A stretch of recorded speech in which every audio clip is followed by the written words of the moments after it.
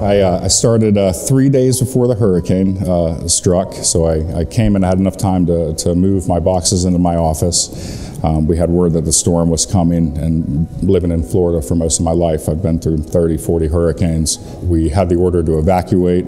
Arbor had us buses here immediately. I sent out a voice friend to our employees. We had about 22 volunteers immediately show up.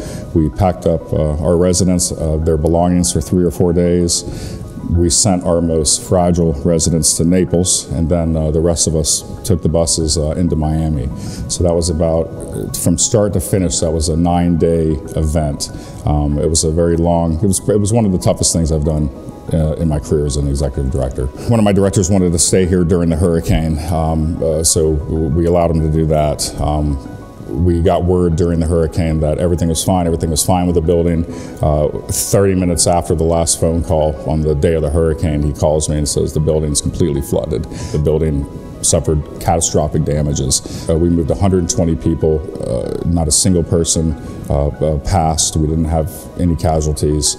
Once we replaced all the residents safely into other facilities, and the last person left Miami, one of my directors and I drove back into town. And so we drove, and as we were driving from Miami to Naples to Fort Myers, the damage was getting more and more severe, and it was surreal, you know, especially having gone through Irma before, but then to see this from a water damage standpoint. We had 3 feet of water, you know, throughout the building, outside, lost every car. They completely ripped out everything from 3 feet down, and to see that was devastating. Arbor immediately gave us several options. One of those options was to stay employed, which was amazing.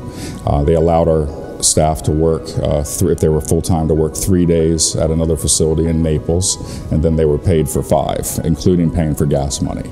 Not a single company I heard of offer that to any of their staff. It was a long process with waiting for the permitting to happen, the restoration, putting in the new furniture, the new flooring, getting everything ready to go, all the surveys. We were all really happy to start taking our residents back, finally operating the building with Arbor. It's been 11 long months. We'd like to welcome you all to our grand opening, and thank you all. We're